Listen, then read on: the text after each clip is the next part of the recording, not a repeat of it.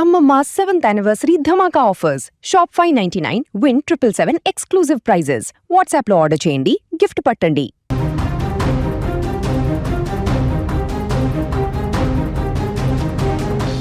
తమిళనాడు రాజకీయాల్లో సంచలన నిర్ణయం తీసుకోవడానికి టీవీకే పార్టీ అధినేత విజయ్ సిద్ధం కాబోతున్నట్టుగా తెలుస్తోంది. ఇవాళ సిపిఐ, సిపిఎం, వీసీకే పార్టీలు విజయ్ కు మద్దతు ఇచ్చే అంశంపై నిర్ణయం తీసుకోబోతున్నారు. ఈ మూడు పార్టీలు విజయ్ కు సపోర్ట్ ఇవ్వని పక్షంలో విజయ్ తదుపరి కార్యాచరణను రెడీ చేసుకోబోతున్నారు. డిఎంకే అన్నా డిఎంకేల మధ్య పొత్తు కుదిరితే మూకుమ్మడిగా టీవీకే పార్టీ ఎమ్మెల్యేలతో రాజీనామా చేయించేందుకు విజయ్ సిద్ధంగా ఉన్నట్లుగా తెలుస్తోంది. ఇవాళ తమిళనాడులో రాష్ట్రాన్ని కుదిపేసే రాజకీయ నిర్ణయాలు జరగబోతున్నాయి. మరోవైపు విజయ్ ప్రభుత్వ ఏర్పాటుకు కసరత్తులు చేస్తున్నాడు. కానీ ప్రభుత్వ ఏర్పాటు జరుగుతోంది. ప్రభుత్వ ఏర్పాటుకు ఇలాగే జాప్యం కొనసాగితే కోర్టును ఆశ్రయించే దిశగా అడుగులు వేసినట్లుగా తెలుస్తోంది. ఈ క్రమంలోనే కాసేపట్లో ఎమ్మెల్యేలతో విజయ్ మీటింగ్, తదుపరి నిర్ణయం కోసం మాట్లాడనున్నారు. వీటన్నిటిని గురించి మరిన్ని వివరాలు అందించేందుకు మా బ్యూరో చీఫ్ విజయ్ అందుబాటులో ఉన్నారు. వారితో మాట్లాడదాం. విజయ్, చెప్పండి, ప్రస్తుతం తమిళనాడు రాజకీయాల్లో ఎలాంటి ఉత్కంఠ నెలకొంది? అసలు ప్రభుత్వ ఏర్పాటు విషయంలో విజయ్ ఎదుర్కొంటున్న ప్రధాన సవాళ్ళేంటి? దీపిక, తమిళనాడులో ప్రస్తుతం రాజకీయ వేడి ఎలా ఉందంటే ప్రస్తుతం మే మాసం. సో ఇప్పుడు అక్కడ చెన్నైలో, తమిళనాడులో దాదాపుగా 40 నుంచి 43 డిగ్రీల ఎండ కాస్తుంటే దానిని తలదన్నేలా పొలిటికల్ హీట్ బీట్ చేస్తుందనే చెప్పాలి. ఇవాళ తమిళనాడు రాజకీయాల్ని కుదిపేసేటువంటి సంచలన నిర్ణయాలు జరగబోతున్నాయి. సో అది మొత్తం అటు టీవీకే పార్టీ తీసుకునబోతున్నటువంటి నిర్ణయం కావచ్చు, అలాగే డిఎంకే, అన్నా డిఎంకే పార్టీలు తీసుకోబోతున్నటువంటి నిర్ణయం కావచ్చు, వీటన్నిటికీ కూడా అన్నిటికంటే కమ్యూనిస్టులు, అలాగే సిపిఐ, సిపిఎం, వీసీకే ఈ మూడు పార్టీలు తీసుకునేటువంటి నిర్ణయం మీదే విజయ్ భవిష్యత్తు ఆధారపడింది. విజయ్ తీసుకోబోతున్నటువంటి పొలిటికల్ స్టెప్స్ అన్నీ కూడా ఆధారపడి ఉన్నాయని చెప్పాలి. విజయ్ ఒక సెన్సేషనల్ డెసిషన్ తీసుకోబోతున్నాడు. ఇప్పటి వరకు కూడా విజయ్ వేసినటువంటి ప్రతి అడుగు కూడా ఒక సెన్సేషన్గా మారింది. విజయ్ పొత్తులు పెట్టుకునేటువంటి అంశంలో కూడా ఏ పార్టీతో పొత్తులు వద్దని ఆయన కరాఖండిగా చెప్పేశారు. కాంగ్రెస్ ముందుగానే, ఎన్నికలకు ముందుగానే టచ్లోకి వచ్చింది, కుదరదు అని చెప్పేశారు. బీజేపీ కూడా టచ్లోకి వచ్చింది, కుదరదు అని చెప్పేశారు. అదేవిధంగా అన్నా డిఎంకే కూడా పొత్తుకు ప్రయత్నించింది, కుదరదు అని చెప్పారు. సో సింగిల్గానే పోటీ చేశారు. సింగిల్గా పోటీ చేయడం వల్లే ఇవాళ సింగిల్ లార్జెస్ట్ పార్టీగా 108 స్థానాలను విజయ్ కైవసం చేసుకున్నారు. అయితే ఇప్పుడు 10 స్థానాలు తక్కువ కావడంతో ఆ 10 స్థానాల చుట్టే ఇప్పుడు రాజకీయం, తమిళనాడు రాజకీయం ఒక్కసారిగా దేశవ్యాప్తంగా సంచలనంగా మారిందనే చెప్పాలి. అయితే ఇప్పటికే 5 మంది కాంగ్రెస్ పార్టీకి సంబంధించిన ఎమ్మెల్యేలు మద్దతు పలకడంతో మిగిలినటువంటి 5 మంది ఎమ్మెల్యేల కోసం ఇప్పుడు విజయ్ ఎదురు చూడాల్సినటువంటి పరిస్థితి. ఇప్పుడు విజయ్ని సీఎం కానివ్వకుండా పొలిటికల్గా అక్కడ మొత్తం అటు కేంద్రంలో ఉన్నటువంటి పెద్దలు కావచ్చు, అదేవిధంగా తమిళనాడులో ఉన్నటువంటి ద్రవిడ పార్టీలన్నీ కూడా పెద్ద ఎత్తున కుట్ర పన్నుతున్నాయనేది ఇప్పుడు విజయ్ పార్టీ చెప్తున్నటువంటి మాట.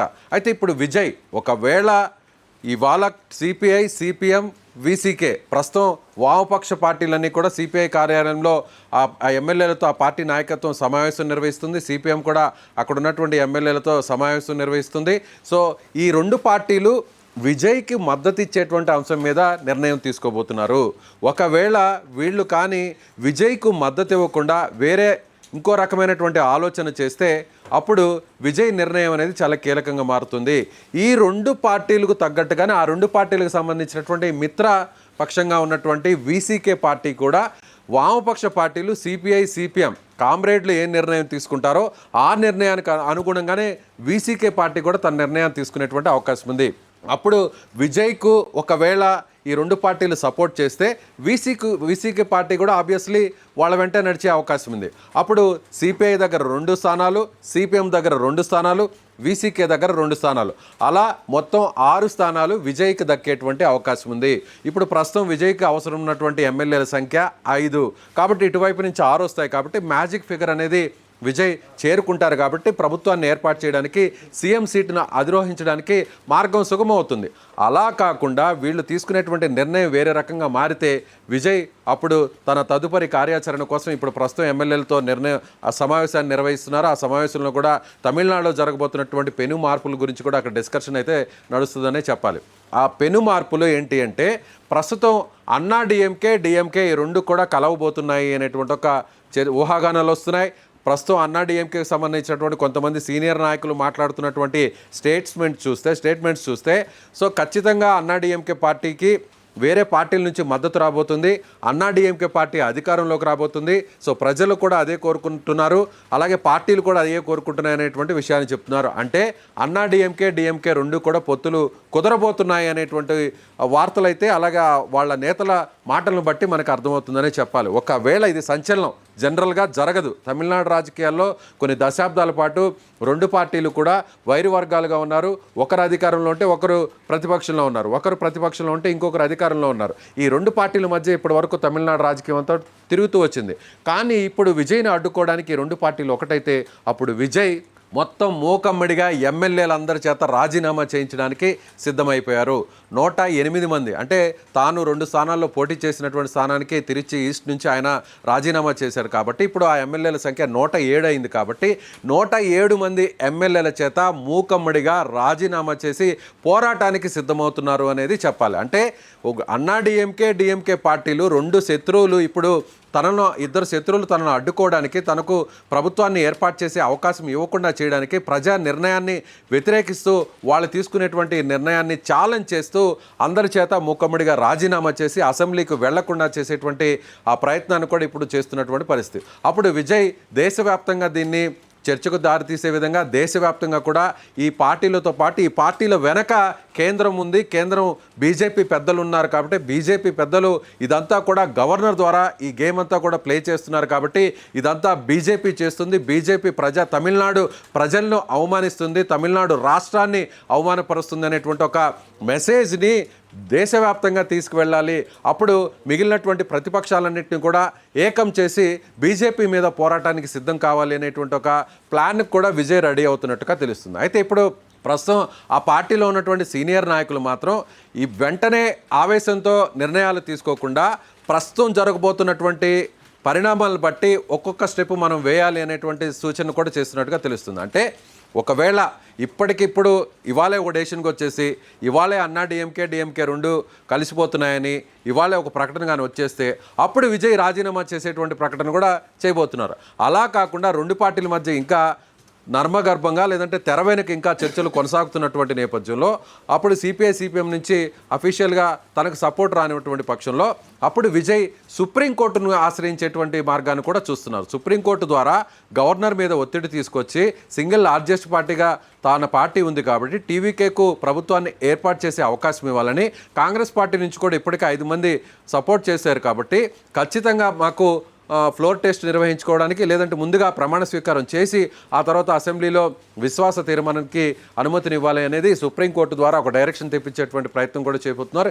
ఏది ఏమైనా విజయ్ ఇవాళ ఒక సంచలనమైనటువంటి నిర్ణయాన్ని అయితే ఇక్కడ జరుగుతున్నటువంటి పొలిటికల్ డెవలప్మెంట్ని బట్టి ఆయన ఫ్యూచర్ స్టెప్ వేయబోతున్నారని చెప్పాలి. దీపిక, విజయ్ ఎన్ని రోజులు బద్ధశత్రువులుగా ఉన్న ఈ డిఎంకే అన్నా డిఎంకే పార్టీలు పొత్తు పెట్టుకుంటున్నాయనే వార్తల్లో అసలు వాస్తవం ఎంతవరకు ఉంది విజయ్? ఇక్కడ ఒకటే నడుస్తుంది. తమిళనాడు రాజకీయం అంతా విజయ్ కేంద్రంగా నడుస్తుంది. విజయ్ని అధికారంలోకి తీసుకురావాలా, విజయ్ని ప్రభుత్వాన్ని ఏర్పాటు చేసే విధంగా పరిస్థితులు అనుకూలంగా మారుతున్నాయా, విజయ్ సీఎం సీట్లో కూర్చునేంత వరకు పరిస్థితులు ఎలా ఉండబోతున్నాయి అనేది ఇప్పటి వరకు జరిగినటువంటి డెవలప్మెంట్. అయితే ఇప్పుడు విజయ్ని సీఎం కానివ్వకుండా టీవీకే పార్టీని అధికారంలోకి రానివ్వకుండా ఏం చేయాలి అనేది ఇప్పుడు తమిళనాడులో ఉన్నటువంటి పార్టీలు ఒక వ్యూహరచన చేస్తున్నాయి. అందులో భాగంగానే విజయ్కి సంబంధించినటువంటి అధికారాన్ని దక్కనీయకుండా, ఆ పార్టీకి దక్కనీయకుండా కూడా కేంద్రం నుంచి వస్తున్నటువంటి డైరెక్షన్స్ని అన్నా డిఎంకే పార్టీ ఫాలో అవుతుంది. ఇప్పటికే అన్నా డిఎంకే బీజేపీతో పొత్తులో ఉంది కాబట్టి, ఈ రెండు పార్టీలు కూటమిలో ఉన్నాయి కాబట్టి, ఎన్డీఏలో ఉన్నాయి కాబట్టి అన్నా డిఎంకే ఇప్పుడు డిఎంకేతో తెర వెనుక చర్చలు జరుపుతుంది అనేటువంటి కొన్ని ఊహాగానాలు వస్తున్నాయి. నేతల వ్యాఖ్యలు చూస్తే కూడా అది నిజమే అన్నట్టుగా మారుతుంది. నిజంగా అదే జరిగితే జనరల్గా ప్రజాభిమిష్టం ఎలా ఉంటుందంటే అక్కడ తమిళనాడు పాలిటిక్స్ ఎలా ఉంటాయంటే నువ్వా నేనా అన్నట్టుంటాయి. ఏదైనా కూడా సిన్సియర్గా అక్కడ పొలిటికల్ స్టెప్ చేయాలి. అలా కాకుండా డిఎంకే అన్నా డిఎంకే రెండు పార్టీలు కలిస్తే ఖచ్చితంగా ఈ రెండు పార్టీలను ప్రజలు వ్యతిరేకిస్తారు, అందులో ఎలాంటి అనుమానం లేదు. కానీ ఇప్పుడు అధికారమే పరమావధిగా ఇప్పుడు అన్నా డిఎంకే ముందుకు వెళ్తుంది కాబట్టి అన్నా డిఎంకే ఒకవేళ డిఎంకేతో కలవడానికి సిద్ధంగా ఉంది. అన్నా డిఎంకే పార్టీ నాయకులు పదే ఈ విషయాన్ని చెప్తున్నారు, అందులో ఎలాంటి అనుమానం లేదు. ఎందుకంటే ఆ పార్టీకి ఇప్పుడు విజయ్ అధికారంలోకి వస్తే భవిష్యత్తు ఉండదు. ఇంకా ఉంటే డిఎంకే ఉంటుంది, టీవీకే పార్టీ ఉంటుంది, అన్నా డిఎంకేకి ఇంకా ఛాన్స్ ఉండదు. అన్నా డిఎంకే ఏదేమైనా ఇప్పుడు అధికారంలోకి రావాలి కాబట్టి ఏ దారులు తొక్కడానికైనా కూడా అన్నా డిఎంకే సిద్ధంగా ఉంది. అన్నాడీఎంకే వెనక బీజేపీ ఉంది కాబట్టి ఏం చేసినా కూడా చెల్లుబాటు అవుతుంది అనేది ఇప్పుడు ఆ పార్టీకి సంబంధించిన నాయకుల నిర్ణయంగా చెప్పవచ్చు. అయితే ఇప్పుడు అన్నాడీఎంకేతో డిఎంకే కలుస్తుందా లేదా? ఎందుకంటే డిఎంకే కూడా ఒకవేళ ఓడిపోయినా డిఎంకే ప్రతిపక్ష స్థానంలో ఉన్నా మళ్ళీ ఇంకొకసారి ప్రజలు అక్కడ అవకాశం ఇవ్వడానికి ఛాన్స్ ఉంటుంది. ఇప్పటివరకు స్టాలిన్ తీసుకున్నటువంటి నిర్ణయాలన్నీ కూడా హుందాగా కనిపించాయి. స్టాలిన్ ఓడిపోయినప్పటికీ కూడా, స్టాలిన్ ప్రభుత్వాన్ని ప్రజలు ఓడించినప్పటికీ కూడా, కానీ స్టాలిన్ ఇచ్చినటువంటి స్టేట్మెంట్స్ అయితే మాత్రం చాలా హుందాగా ఉన్నాయి. ఎందుకంటే టీవీకే పార్టీ ప్రభుత్వాన్ని ఏర్పాటు చేయదలిస్తే మేము ఎక్కడా కూడా అడ్డంకులను సృష్టించబోము అని స్టాలిన్ నిన్న ఒక స్టేట్మెంట్ ఇచ్చారు.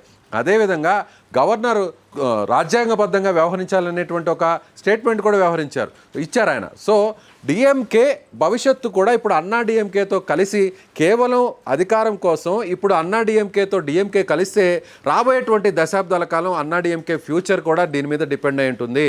సో అన్నాడీఎంకే పార్టీలో ఉండొచ్చు, ఉండకపోవచ్చు. ఆ పార్టీ నిర్ణయాలు పెద్ద అక్కడ మేజర్ ఇంపాక్ట్ ఉన్నటువంటి లీడర్స్ ఎవరు లేరు, అక్కడ మాస్ ఇమేజ్ ఉన్నటువంటి లీడర్స్ ఎవరు లేరు. కానీ ఇక్కడ కరుణానిధి వారసుడిగా ఒకసారి ముఖ్యమంత్రిగా పనిచేసినటువంటి స్టాలిన్కు అంతో కొంత అక్కడ ఇప్పటికీ ప్రజల్లో ఒక కాస్త సానుభూతి ఉంది కాబట్టి ఓడిపోయాడని మళ్ళీ అది తిరిగి తక్కించుకోవాలంటే హుందాగా వ్యవహరించాల్సినటువంటి అవసరం ఉంది అనేది స్టాలిన్ ఆలోచన. కానీ స్టాలిన్ కుమారుడుగా ఉన్నటువంటి ఉదయనిధి స్టాలిన్ మాత్రం ఖచ్చితంగా డిఎంకేతో కలిసి వెళ్ళాలి అనేటువంటి నిర్ణయాన్ని ఆయన తండ్రి ముందు ఉంచినట్టుగా తెలుస్తుంది. సో ఇప్పుడు ఉదయనిధి స్టాలిన్ ఒత్తిడి మేరకు ఒకవేళ స్టాలిన్ తలొగ్గి అన్నాడీఎంకేతో కలుస్తారా లేదా అనేది కూడా ఇవాళ ఒక డెసిషన్ అయితే రాబోతుందని చెప్పొచ్చు. దీపిక, రాజకీయాలు ప్రస్తుతం అత్యంత ఉత్కంఠభరిత దశలో ఉన్నాయి. విజయ్ తీసుకునే తదుపరి నిర్ణయాలు రాజకీయ భవిష్యత్తును పూర్తిగా మార్చే అవకాశం ఉంది. మద్దతు రాజకీయాలు, పొత్తులు, అటు రాజీనామాల ఊహాగానాలతో తమిళనాడు రాజకీయ వాతావరణం అయితే ప్రస్తుతం హీటెక్కింది.